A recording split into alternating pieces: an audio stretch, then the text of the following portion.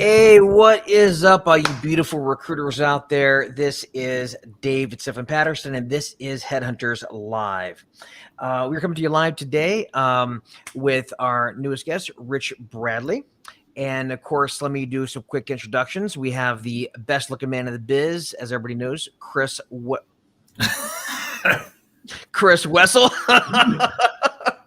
right here.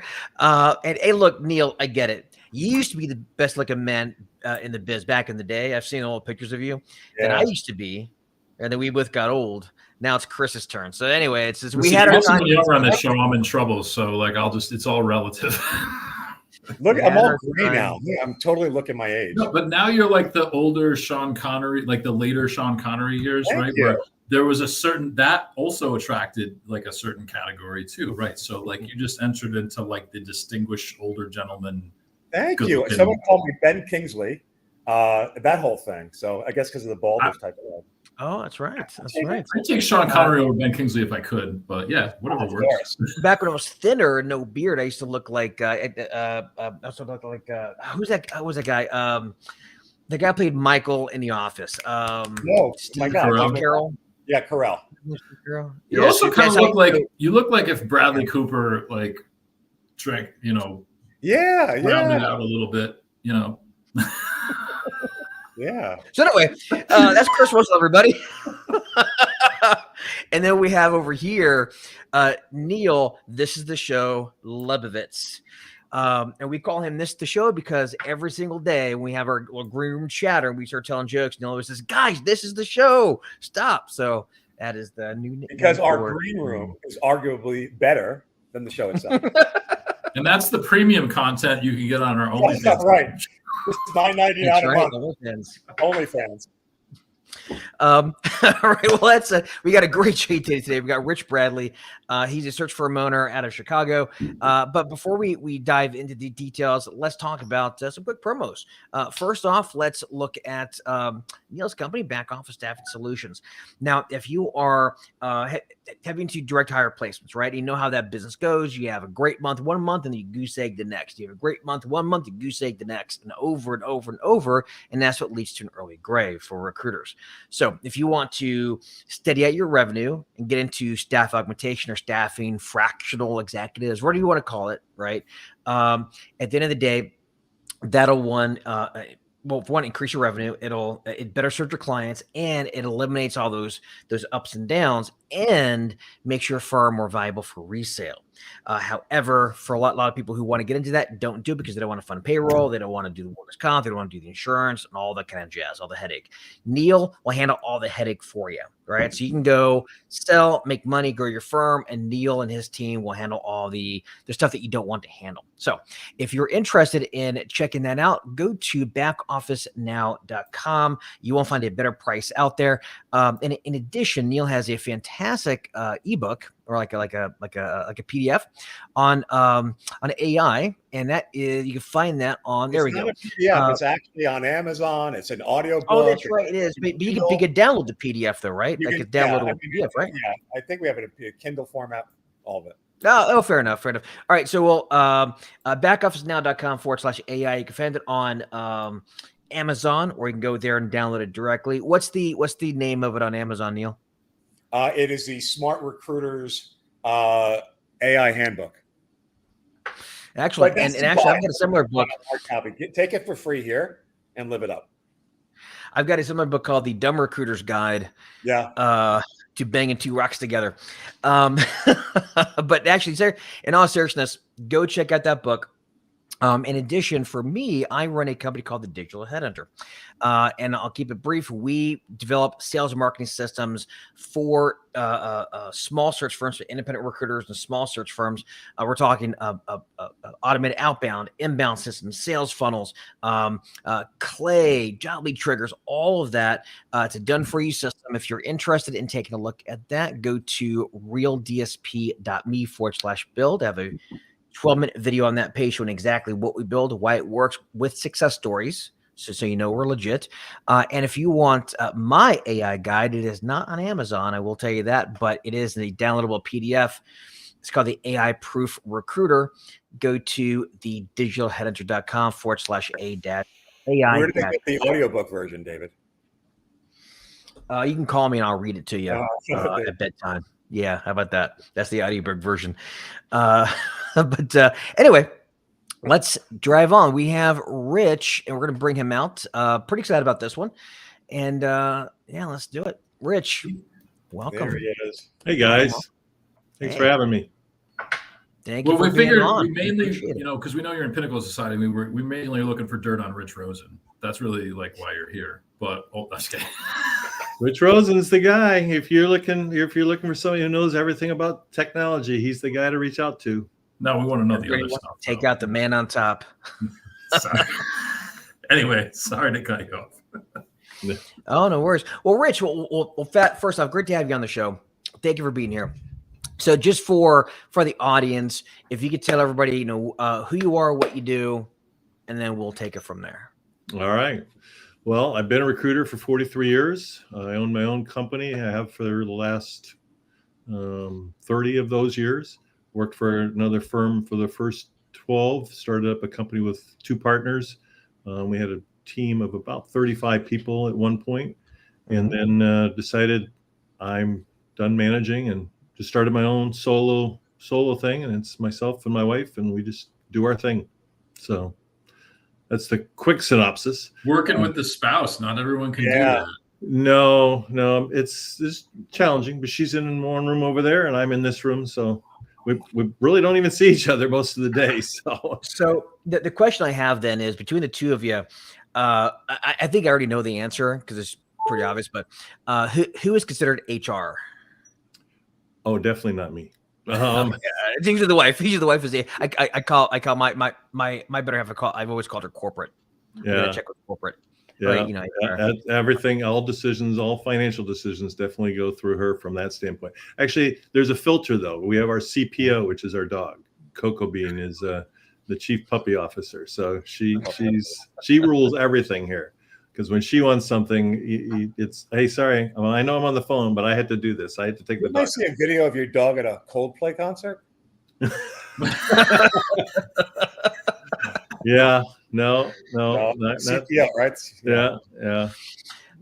You know, that's the great thing about this business is that you know, you can make a lot of money and you don't have to work in corporate. When we play chess corporate America, we wouldn't have to actually work in corporate in different departments and have to deal with it. You know, you can work out of your house with your wife, with your husband, whoever, you know, whatever, with your dog, call me your CPO. Like, it's really, that's what I love about this business, is that there's so much freedom in this business. If you could bill and you can make decent money, if you could do that, you can do anything. I know, I don't know if you know of Jordan Rayboy. It's kind of famous in the industry, but yeah, he traveled his RVs. He's in an RV billing crazy amounts of money out of his freaking RV. Yeah, I mean, he's an animal. He is definitely an animal. Yeah, my God. He's an interesting $1 million a year still, right? On pretty much. Yeah, I mean, he and his family are going through some health issues. So, I mean, I know that they're very focused on getting his wife healthy again. But it's, you know, he's still an animal at just about anything and everything he puts his mind to. So, you know, Rich, I'm curious. So, obviously, with you and your firm right now, it's just you and the wife and the pup. But I mean, in the past, when you worked for your prior firm, or you were in a management role then, right? Were you hiring, or were you just in production? I still ran a full desk. I've not ever really stopped. I had about a 6-month time period where I said, all right, I'm going to manage, and this is my path, and I hated it. And I'm not a great manager. I'm a great, watch me do what I do and you can learn. But I hate just sitting there and telling people what to do and then just sitting there and watching them do it. Different skill sets, right? You get promoted. It really is. It really is. Well, one of my partners was phenomenal at that. He could sit there and let you, whine and complain and talk about things for an hour, and he would just come up with the smartest, best advice. And mine would be, after 2 minutes of somebody talking, just get on the phone, right? Just go make another call. Why are you complaining about this? Or why is this an issue? Just go find somebody else. When I had recruiters working for me, I learned that, like, kind of like a lot of us do, kind of the hard way, the expensive way, like, in terms of like turnover and other stuff, right? That when you're you learn at some point that you're either a task manager or people manager. I mean, we both can do either to some extent, but I was at stand-up meetings, 8:00 in the morning. We're in front of the whiteboard. I'm like, okay, you on this, where are we at with this? Boom, boom, boom, and go. Right. And then like, I wasn't like, how was your weekend? Blah, blah, blah. I was like, we don't have time for that. Yeah. And then the way I showed love as a manager is I'm going to help you all make money. Yeah. Like, why don't you appreciate that? So Yeah. it's like, so I just learned, I'm better as an individual contributor. Yeah. I'm not a relationship builder on the employee side. Yes. I am with the candidates and the clients, but for some reason it doesn't transfer over. Isn't it funny how that, like, you would think it would, but you would. You would. Well, also, you would think that we're good recruiters. We're very good at spotting talent, hiring them. Yet, search for owners are the worst recruiters for their own firms. Isn't that the weird? I mean, it makes sense when we think about it. But yeah, I mean, it's so common. Yeah, it's common. It is true. It is true. Not only that, but when headhunters come to a recruiting firm to charge them a fee, they all say no. Like cheap I'll run an ad on Indeed. Yeah. Well, one person I know was really good at that. I mean, Danny Cahill, managed people, but he still ran a desk. Yeah. Danny would use recruiters and pay a fee if somebody had a good person. So Danny is really good at that. I'd love to be just like him, but I'm not. So. Yeah, very rare. Well, one of the biggest issues I had as a manager, or as a firm owner, and I don't have to deal with it anymore. But I remember at the time, one of the biggest learning curves I had to get through was, you can't take. When you're an entrepreneur and you're super motivated and you think like, I can take anybody. I can had a great server. Do you want to be a recruiter? I can take that guy because you think about the success stories. You think about the people who have made that transition. You think, well, I can help somebody do that. And you realize after I go through 10 or 12 of them or 20 of them or whatever, you realize that's not really the case. Like that they don't have the skill set, or they don't want to do it. They don't have the drive, or they don't, whatever it happens to be. And it's one of the things that I realized early on is that I had to get out of this mentality where I can take anybody and make them a superstar. That's just not realistic at all. I don't know if this is exactly what you're wanting to hear, but I mean, one of my best types of people, if you will, was somebody who was an athlete in college. Yeah. Where they had to do practice, they had to do studying, they had to do a class and all that. And, I mean, especially if it was a sport that, 4 or 5 days a week, you were doing practice and the events and everything. And those people really know how to set, schedules. They know how to obviously compete because they're in a sport. So, yeah. Well, it's funny too, like, and I know that like in sales and in recruiting, like the athletes often we look at, or someone who's captain of a team or whatever. One guy who worked out really well for me, the recruiter who lasted the longest for me, probably 5 years or so, he was a wrestler. And in retrospect, I realized that, okay, this is a solo sport. They're going to need a lot of discipline. They got to go up and down, like weight wise. They got to focus. They're competing by themselves. Like he would just sit at his desk and just do his thing. Yeah. He was very disciplined, and it was like but very competitive. And I found that worked out like really well. I didn't know it at the time. I just knew he was willing to work for me for what I was willing to pay. Later in life, I look back and realized my best success stories were those people who were athletes in college. For sure. So that was, I think that would still apply to today's, of course, younger people, if you will. But I was, David, to your point, I was actually that restaurant manager that somebody snagged and said, hey, you might be good at this. And 43 years later, and here you are. Yeah. And there are other success stories out there for sure. But it is, one thing I've also realized that sometimes that's, well, I mean, there's a huge turnover rate in this business, obviously, in their first year, they make it or you don't. And I guess it is obviously people in sports have that drive, but sometimes there's just that certain spark that you just don't know if somebody has it until you put them in, put them in the front lines, put them in the trenches, see how they perform. And some people just break. A lot of people break. Yeah. And now, especially in the early days of business, because I know when I started, I'd imagine the same as you as well. In the early days, nowadays you go to a firm, you got email, LinkedIn, you got LinkedIn Recruiter. It's easy to source and usually given job orders. But when I first started at MRI, that's basically I had an empty desk, I had a legal pad, and I was told, okay, you're going to recruit insurance underwriters. I said, well, what is that? That was my first niche. What is that? We'll figure it out. Talk to some candidates, and I had to go out, figure out how to get jobs, figure out how to get candidates, and that's it didn't break me. I did well, but I can imagine a lot of folks back then were able to survive, and who knows if they have it or not until you put them in the situation, right? Yeah, I had an interesting start from that standpoint. I came into the business in '82, where horrible recession time period, and nobody could get job orders. So it was just get on the phone, find a job order, basically. I went 6 months, didn't make a dime. Wow. No money at all. My wife had a little one. She's 43 now, but she was like 6 months old when I started, and I was still looking for a job because I thought, no, this isn't working out. So I was sending resumes out to restaurant chains to try to get another manager job. I was selling Tupperware, at nights. I was going to Tupperware parties. I remember those. Oh my God. So I had all these things going on, and my boss at the time, who ended up being my partner at the position when I started that company, was like, you should just focus on this. I'm like, no, I got to make the money. I got to get diapers. I got to get baby food, and those kind of things. And so that's what Tupperware was doing, was paying those bills. And I finally got an offer from Winchell's Donuts. And they were the guys with the commercial, got to get up and make the donuts at 2 a.m. kind of thing. But I got an offer, good money for that time. So I went in to Jim and I said, hey, I got an offer. I'm gonna take it was a Friday. I'm gonna take this offer. And he was like, yeah, you're stupid. You're missing out on a great opportunity here. You could be really good at this. I'm like, dude, I've been here like 6.5 months. I haven't made a dime. Mm-hmm. Well, okay, but think about it and just let me know on Monday. Okay, you're an idiot, but okay. So I go back to my desk, and that walk that everybody puts their stuff in their desk and they walk out, quietly, hoping nobody sees them. But as I turned the corner to go out the door, the island, nobody could see that I was still close.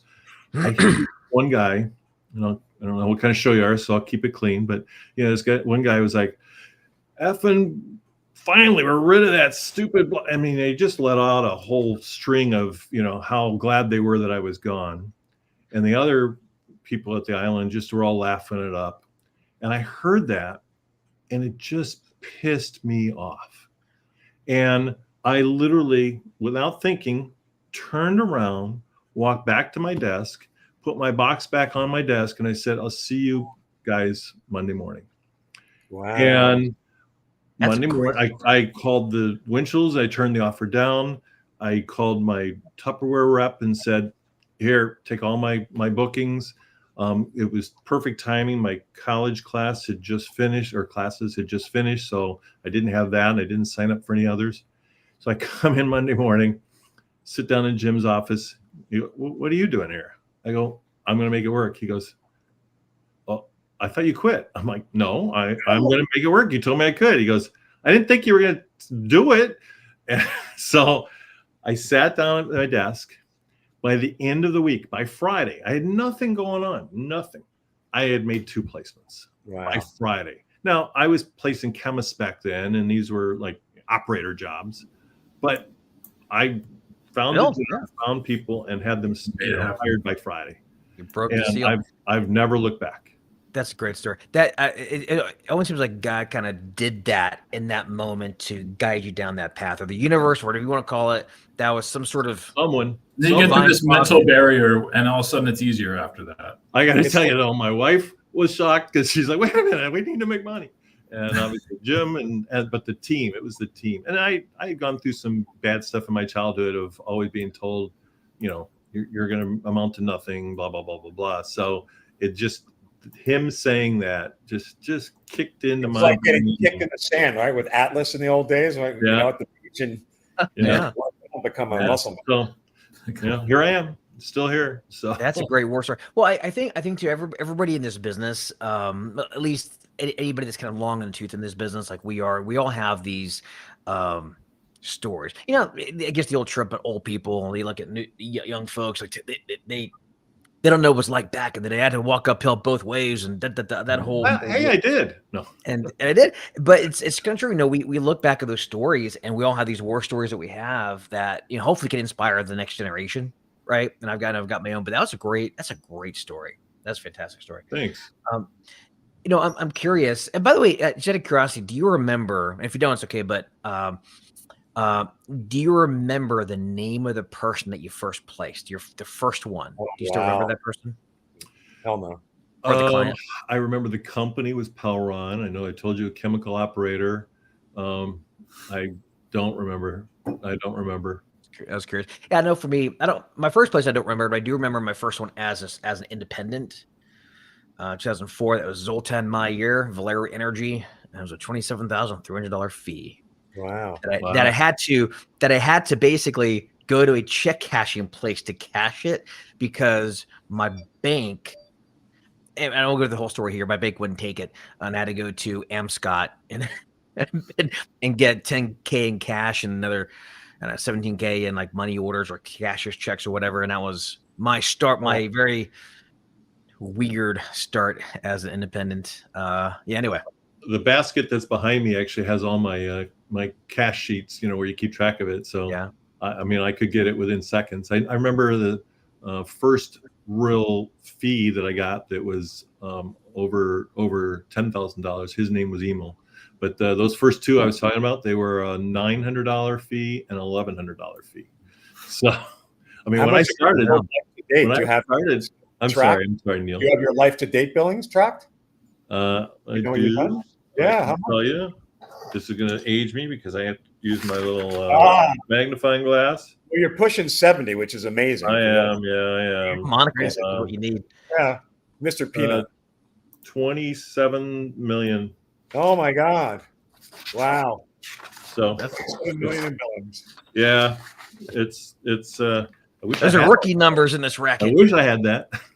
That's fantastic. Well, all right. Well, let's dive into beyond your stories, but obviously be able to build that much, you obviously do good quality work, right? Otherwise, you wouldn't be building that much. I'm sure you have a lot of repeat clients or whatnot. One thing I noticed on your website, in a lot of your marketing material, you talk about I think it was finding the missing piece, right? That's kind of like your thing. And I wanted to dive into that for a lot of recruiters, but I think especially now with the rise of AI.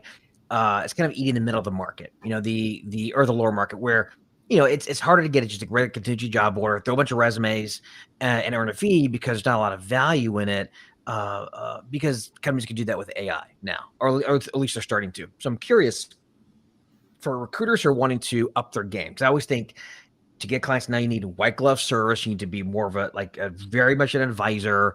Don't just throw resumes down the hole and hopefully see what sticks.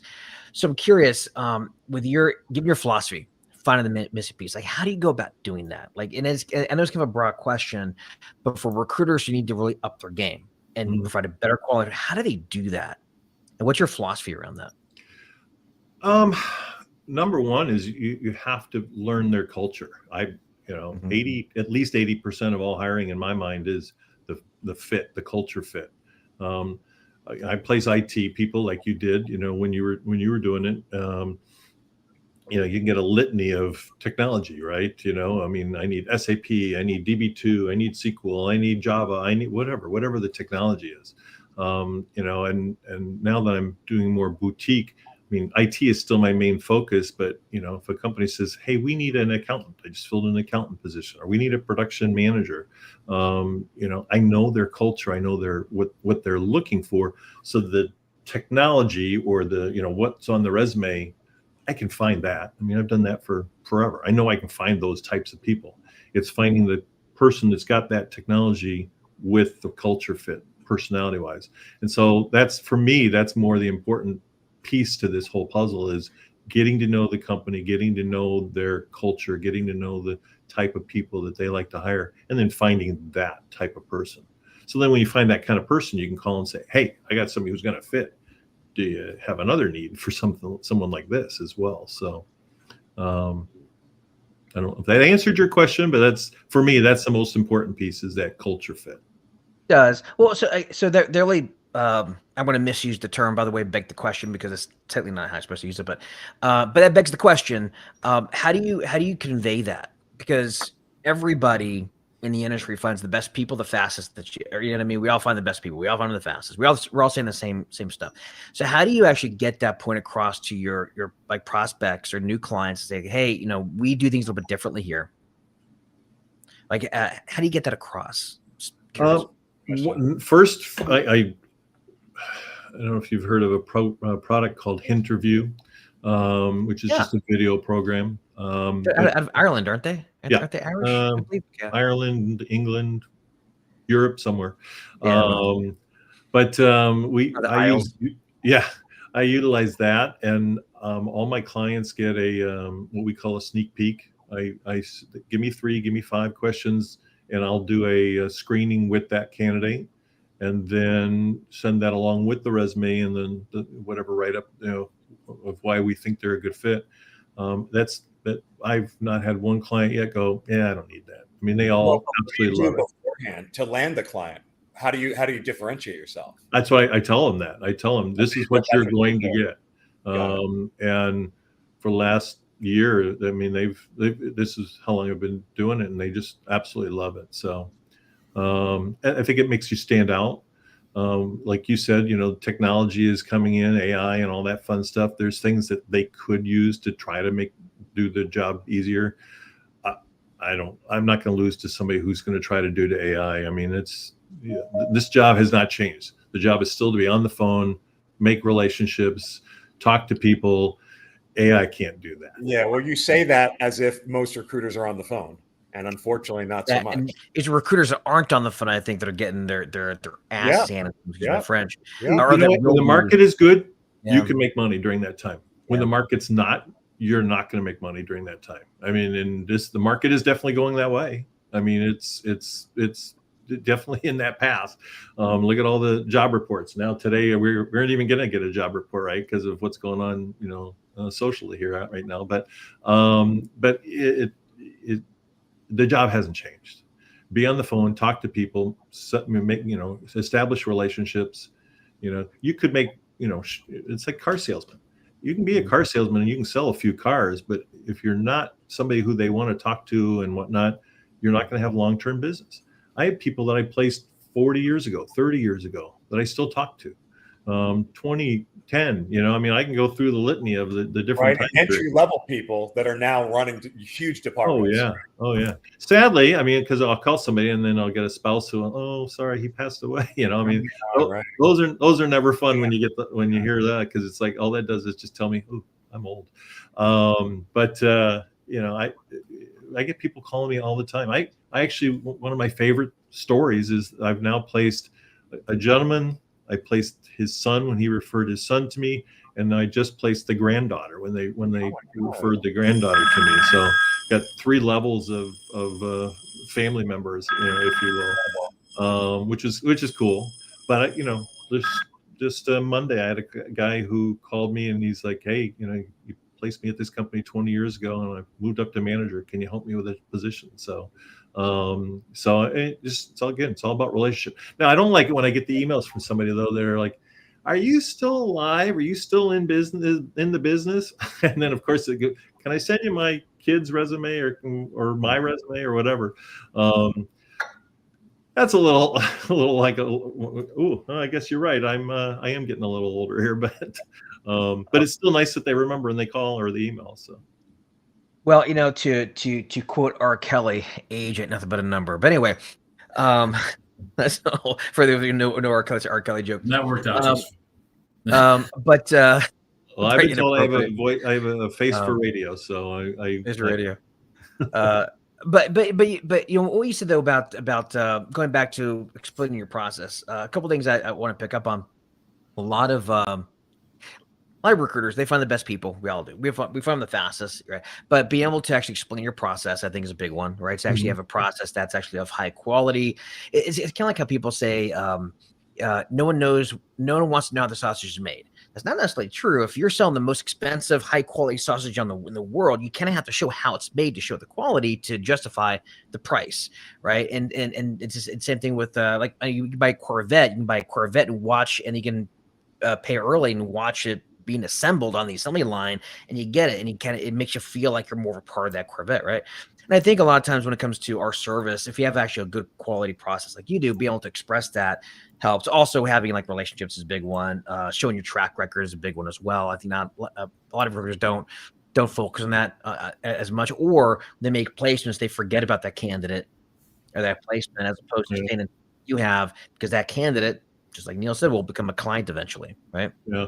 Well, for me, I think the biggest thing for me is I'm never striving for perfection. I mean, it's it's nice, but it's an unobtainable goal, right? Like I bowled 300 once, and anytime after I would not get a strike, it was like, well, this game is wasted. So Yeah. I kind of lost my desire to keep bowling. This business is like golf, right? I mean, it's there's no single shot that's the same, one after another. No call's the same one after another. So, and I see people, well, how do I do this perfect? Or how do I, what's the magic word to say here? And there's no magic words. For me, it's all about the cadence. I check in with my place people regularly. I check in with people that I think are going to be clients regularly. I have certain things that I just finished doing on Wednesday, because it's the first of the month, right?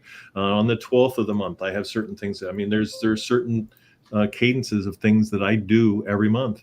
And do I do it perfectly? Could it be done better? Yeah, probably. But because I do it regularly, I continually have business flowing and business going.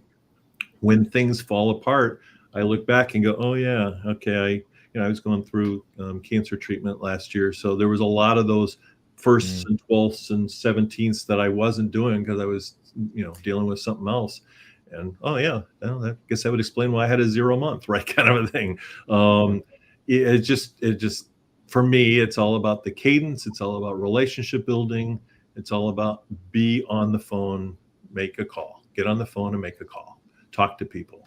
I like the consistent effort thing too, because that's something that's a trap a lot of us can fall into. And a recruiter, I mean, you could go, oh, I got a job order, I got and then you just get deep in like a couple things, and then you're super busy, and then hooray, you filled them, and then now you're like, okay, now I got to start over from scratch again. Yeah, and I hated that feeling.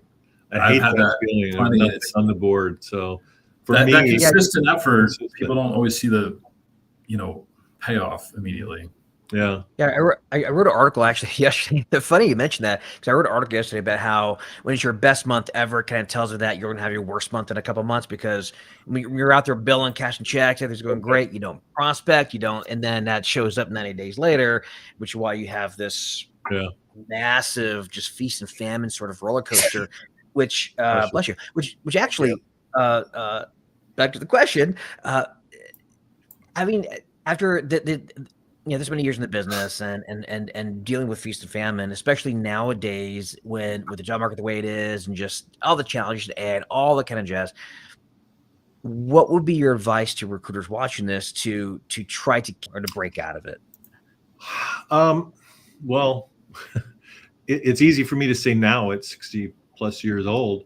I don't have to do this job. I mean, I do it because I don't want to be sitting on the sofa watching Netflix all day. I love helping people. I love helping the clients. I love helping the candidates. And for me, the accolades of, oh man, we were so hurting. Thank you for helping us fill this job. Or the candidate, oh my gosh, you've changed my life, with this role, kind of a thing. I appreciate those more than the money anymore. And don't get me wrong, I still send out an invoice, but I don't have to do this because I need to get the paycheck. So I can be pickier. I can be choosier at my age. I don't drink, I don't smoke, so I don't work with companies that make those kind of products. But that's just me, right? You have to have what your moral compass is and where your head's at from that standpoint. But as soon as people know that paycheck is more important to you than anything else, they aren't going to listen to you anymore. when they feel that you truly, genuinely want and care about them and what's important to them, and you can tell them, no, this isn't the right job for you. Even though it's a $30,000 check that you're going to lose, this isn't it. This isn't the right place for you. As soon as they know you're going to care about them and truly give them advice that's helpful for them. I've had companies I've said, now I've learned some things about this person. I know you like them, but they are not the person that you would want for this place. I mean, you're going to get lifetime business when you're willing to give them that kind of information. So you got to have that moral compass in your own heart, in your own head, and be willing to lose money, and you'll make a lot more than the money you lose from that standpoint. So I've heard this before, and I love. I haven't made this up. I'm stealing it, but I really don't remember where I took this from. But commission breath is very stinky, and your prospect can smell it a mile away. They can smell your commission breath. Yeah. Right. And yeah, so I always try to remember that. I've heard that years ago. I haven't heard that one, but it definitely completely makes sense. 100%. Yeah. Commission breath. Well, we've all been on that call where you oh, man, I know I could push this guy into it, but it's just not the right thing. It's just not the right thing for them. We all have to live with what's going on in your own brain and your own heart, kind of a thing. But I would rather lose one now and gain that respect and relationship down the road from that standpoint. And again, I say that because I don't need to make money. At this point, I don't get me wrong. I'll still keep cashing those checks, but I'm in a different place where I'm not having to pay my mortgage or buy diapers and baby food and all that fun stuff. So I understand that. Yeah, well, I think we've all been there too. When we're chasing checks and the one we're talking to, it's so close to closing, you can totally close it. And like David, I had times years ago where I was rushing to the bank to. I was picking up checks from customers, which couldn't sound more, desperate, right? Right, But I would pick up checks from their office, like, oh yeah, I'll come by. When your check runs on Friday, I'll come grab it, and then I'm running to the bank and trying to get them to clear it that day because I have 3 recruiters I have to pay and we're strapped. Yeah. And that influences your decision making and what kind of service you can provide and whether you can afford to, it's tough to have that discipline when money's tighter. To say to either candidate or client, maybe this isn't the best way. You're still going to fill that job. It's just going to take a little longer, but it's tough. I get it. One of the things that helped me kind of learn that lesson really early in my career, for me, candidates are gold. The clients are gold, and the candidates. I don't mean to say that they're not important, but it's when I tell you the story, it'll make more sense. I had a client, we filled his position, and I do remember his name and the company and all that. B Chemical, his name was Craig Vincent. We made a placement, and he calls me and he says, "Hey, come on over, and I'm gonna give you the check." And I'm like, "What? Okay." So I drive over. I'm sitting there at his desk, and this is back in the day where the huge checkbooks. They would have the checkbook and then they write it and rip it out and all that. So he does his thing. He writes it, and he's sitting there holding it. He goes, "Got any questions for me?" I go, "No, sir. No." He goes, "You're an idiot." I'm like, "What?" And again, he had a couple other choice words in there, but he goes, "Yeah, you're an idiot." I'm like, "Why?" He goes, "You did not ask me the most important question." I'm like, "Help me. What is it?" He goes, "Do you see this checkbook?" He goes, "I have 25 more checks in here that I could be writing to you. All you need me to do is put my signature on it. Just ask me what other jobs I have." And I'm like, "Oh, that makes all the sense in the world," right? And they became a really good client of mine for a number of years. But I quickly realized who signs the checks and pays your bills. It's the clients. It's not the candidates. So from then on, clients were gold to me, and candidates were, the vehicle that got you to that, right? From that standpoint. And how many years into it did you start to see the repetition where you didn't have to cold call as much because you just had all these relationships and something would always exist? Yeah. That's the biggest fallacy in this. As soon as you feel that, I don't have to make cold calls anymore. No, I just mean there's a sweet spot, when Yeah. there's always something. Yeah. No, I understand, but that's the Yeah. fallacy that I fall into, or the trap, I should say, that I fall into is, oh man, I got 15 jobs, I'm working them, I'm doing my thing, and then as soon as you take your sight off of trying to keep creating new jobs and new clients and whatnot, you fill all the ones you have, and all of a sudden, I had twice in my career where we've gone through 7 different really bad cycles, if you will, but twice where I was really reliant on just a couple clients, and one got bought out, one got massive layoffs in the whole place, and all of a sudden I went from having 4 or 5 really big clients to none. And then you got to start all over again. So Yep. I always have kept kind of the axiom in my mind of, I never want one client to be over a quarter of all my business. And so I have a lot of onesie twosies, and I have a few really good clients, but I'm always working the onesie twosies as well, because I don't ever want to rely on a couple clients. And then, I've seen some people totally flame out and go out of this business because they got no business, and they don't. If you start in we were talking about this earlier, if you start in a really good market, this business is easy. They're just like shooting fish out of a barrel, or catching them out of a barrel, right? But when it's hard, you have to learn all the little things you have to do, and if you don't do them, you're not going to make money in the tough times.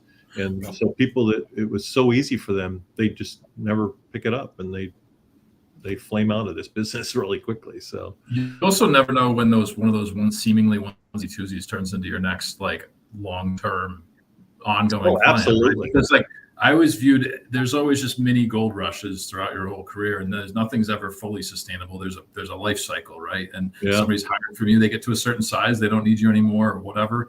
But then there'll be this one client that you're like, yeah, I'll work on this. And then next thing you know, they become another honey hole. Yeah. Right? And now you've made 12 and 15 and 20 placements at that company, and out of the blue kind of a thing. Absolutely. I will say, and same thing with the ones and twos, can become your new big clients, and also your big clients can sometimes go away. I remember my biggest client I've ever had, it was Accenture, and it was 2006. I billed over $1 million in direct hire fees, hair over $1 million with just Accenture that one year. Guess what I billed in 2007 with Accenture? Zero. And because 2-year average now it's 500,000. Yeah, and so because they had some big needs, and then we filled those needs, and then they were good, right? And I had to go out find new clients. And so there's also something you mentioned about cold calls. About you need to always be making those cold calls. I will say cold calling, for one, is good for the soul. First off, it's good for the soul. It keeps you humble, and secondly, keep your skill set, because I can tell you this 100%. If you spend just 3 months not cold calling, it's really hard to get back into it. You stumble over your words, you sound stupid, you sound kind of dumb. You need a constant practice, because it goes away really, really. It's not like riding a bike. Yeah, I mean, kind of I'm is that way anyway, but, so it's no different. Yeah. I have no scripts when I go into calls. It's all touch and feel, and sometimes, and as I've gotten older, some words just don't come to me, and I'm struggling, and then they, it's nothing worse than when they try to help you. Are you trying to say, is this the word you're looking for? Yes, it is. Thank you. One thing I learned as a young recruiter, I don't do this anymore, but as a young recruiter, the worst thing in the world is when you're hungover because you're out drinking with your buddies the night, last, Thursday night, whatever, and you're at Friday morning at the MRI office, and you're making your cold calls, and you're hoping, please don't pick up, please don't pick up, please don't pick up, please don't pick up, and that's the way I remember that's a great way to attitude, because then they will pick up. Yeah, exactly. Of course they do, and then it's like the announcer saying, he hasn't given up a home run in 30 games. Crack, them balls gone. I do remember those days. Thinking it's been years since I don't really go out like that and drink, but I do remember my mid 20s, and you can go out till 3 o'clock in the morning on a Thursday night, and you're rolling into the office at 8, 9 o'clock in the morning, and drinking lots of coffee, making those cold calls until 11 o'clock, right? Thursday night, you would start at 11 p.m. Yeah. I get to the bar that late. It's nowadays I'm in bed by 10, or I'm wasted the next day. Yeah, nowadays for me, I go to bed at 9:30 during the week, and on Friday, Saturday, somebody sleep till 11 and watch a movie. they get kind of crazy, so I had in our neighborhood, because with a bunch of families that have kids around the same age, we had a New Year's party that was basically started at 6 and it wrapped up by about 9, because we're all on like the same schedule. Everyone had and we all lived with each other, so you walk home and just carry the kids back and everybody's done. That was our New Year's party and it was great. It's perfect. The best thing about not going out drinking like that is not waking up hungover. I could tell you, I love weekends, and on my weekends I'm never hungover. It's great, right? And it's Sleep is amazing. Morning. Yeah, no one works the next morning thinking, "Thank God I did all those tequila shots. That was a good idea." Quality sleep is highly underrated. Yeah. Well, that actually brings up a good question here. Performance. Right. So we talked about, obviously doing things like not drinking good a bit early. Obviously in your world, you got to maintain good performance, right? Because in a lot of ways you're an athlete and you're recruiting athletes people. How do you maintain that sort of performance, especially now when you're a little more long in the tooth, right? Been for a long time. Oh, that's a nice way to say it. Yeah. Yeah. Well, you know what I mean? But how do you maintain that? Right. How do you do it? Well, I don't know that I have the right answer, but what I do for me is work out. My wife is very much into us eating healthy foods, so eat whatever she puts in front of me, essentially. We moved down here to Florida because she had MS and she was getting around with a cane and was not a good path. And we came down here. She started eating healthy, getting out in the sun, and having that kind of help her as well. And now, no cane. She's more fit than most people. As a matter of fact, she teaches fitness. Where in Florida are you? We're in Sarasota is the bigger town, love it but there. we live in Venice. So Gotcha. But she teaches fitness classes. Everyone's fit down here. Like in Fort Lauderdale, I feel like so out of shape, but I'm not at all happy. Everyone's crazy buff. Yeah.